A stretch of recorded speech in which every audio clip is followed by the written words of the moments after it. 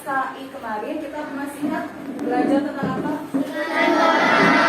Sunan Bonang. Masih ingat siapa nama aslinya Sunan Bonang? Mahmud Ibrahim. Nah, sekarang pembelajaran hari ini sesuai dengan yang Ibu tuliskan SKI, materinya adalah masih tentang para sunan. Yang kelima yaitu Sunan Derajat. Submaterinya kita akan membahas biografi Sunan Derajat.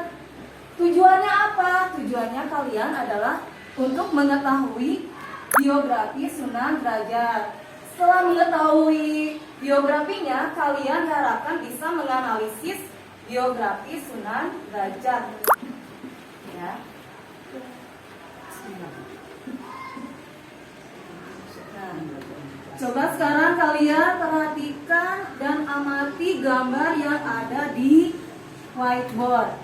Adakah kalian mengenal apa nama atau tempat ini sebagai apa? Ada yang tahu?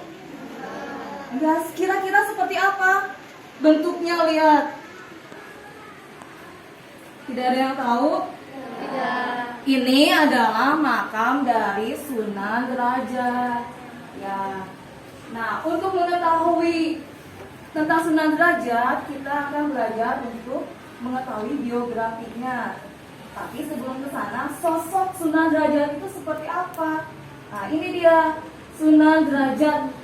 Ganteng tidak? Ganteng. Ya, alhamdulillah ini adalah lukisan dari Sunan Derajat. Mungkin diilustrasikan seperti itu pada zaman dahulu. Kalau sekarang mungkin lebih realnya oleh HP karena zaman dulu tidak ada HP. Ya. Nah, itu adalah Sunan Derajat. Nah, sekarang kita akan membahasnya. Sunan Derajat lahir pada tahun berapa, lihat? 1470. Ayahnya bernama Sunan Ampel. Ayah ibunya Nyi Ageng Manila. Kira-kira karena Sunan Ampel ini kemarin kita bahas, dia mempunyai saudara juga, berarti namanya Sunan apa? Sunan Bonang. Iya, Sunan Bonang itu kakaknya apa adiknya? Ada yang tahu? Ada yang tahu Sunan Bonang kakaknya atau adiknya Sunan Derajat? Sunan Bonang adalah kakaknya Sunan Derajat. Sunan Derajat adalah anak terakhir dari Sunan Bonang yang melalui Sunan Ampel melalui Nyi Ageng Manila. Ya.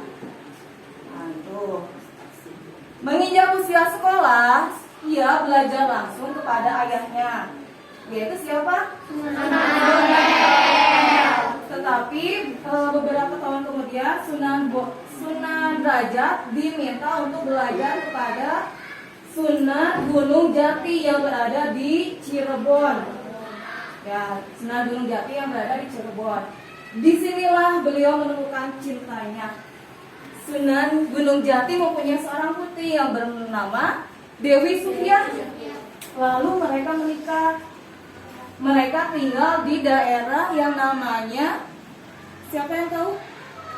Namanya di daerah Kadrajat. Kadrajat, ya. Karena tinggal di daerah Kadrajat ini, Sunan Derajat sebelumnya Raden Qasim dipanggil dengan nama Pangeran Derajat, Pangeran Kadrajat. Beberapa tahun beliau menyebarkan agama Islam di Kadrajat ini, beliau kembali lagi ke Ampel Denta. Ampel Denta itu adalah tempat kelahirannya, tempat Sunan Ampel ayahnya berada di sana. Sunan Ampel menginginkan agar Sunan Derajat menyebarkan agama Islam di Gresik. Ya, nah, Sunan Derajat memenuhi keinginan Sunan Ampel. Dalam perjalanannya menuju Gresik diceritakan, konon Sunan Derajat pada waktu itu dia mengendarai transportasi perahu, menggunakan transportasi perahu, ya. Di sana diceritakan ada gelombang ombak yang sangat besar. Akhirnya perahu yang ditumpangi Sunan Derajat pecah. Ya, pecah. Tetapi dengan atas izin Allah, entah bagaimana ceritanya, tapi diceritakan di sana bahwa Sunan Derajat ditolong oleh dua ikan, namanya adalah ikan talang dan ikan cucut. Entah bagaimana ya, wallahu alam.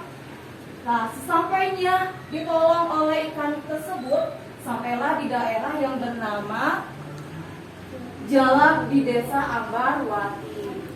Sesampainya di sana, beliau disambut oleh sesepuh kiai di sana yang bernama Kiai Mayang Madu dan Mbah Banjar.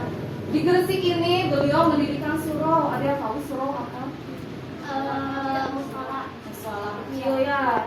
Surau ini digunakan oleh Pangeran Derajat untuk dia mengaji dan menyebarkan agama Islam. Ya. Lalu dalam dakwahnya Sunan Derajat sama dengan kakaknya, beliau menyebarkan agama Islam melalui kesenian, seni gamelan. Berbeda dengan kakaknya, kalau kakaknya diterima tidak oleh masyarakat kemarin, waktu pembahasan kemarin. Tidak ya, karena apa? Ia terlalu keras. Tapi Sunan Derajat menyampaikan ajaran agama Islam dengan lemah lembut, sehingga dia diterima oleh masyarakat. Nah, ini dah. Di usia tuanya, Sunan Derajat tinggal di Dalam Wulur, yaitu sebuah tempat tinggi arah selatan desa Kadrajat. Ia menghabiskan masa waktu tuanya untuk berdakwah di sana. Ada salah satu peninggalan sejarahnya yaitu Singko Mengkok. Apa Singko Mengkok di sana? Iya, seperangkat alat musik gamelan. Nah, beliau wafat pada tahun 1552 Masehi. Dimakamkan di Desa Kadrajat, Kecamatan Kacilan, Kabupaten Lamongan. Nah, itu sejarahnya, biografinya, ceritanya tentang Sunan Derajat. Sekarang Ibu akan memberikan tugas pada kalian untuk berdiskusi. Di sini bisa kalian lihat, ya. Di sini adalah cerita Sunan Derajat yang tidak berurutan. Kalian urutkan mulai dari pertama sampai selanjutnya, kira-kira yang mana? Mengerti tidak? Mengerti. Mengerti tentang tugas ini? Mengerti. Semuanya bekerja ya? Ya. Jangan sampai satu orang yang berpikir. Ya. Beriung ya? Ya. Nah, ini tugasnya. Berapa menit mau dikerjakan? 10. Hebat.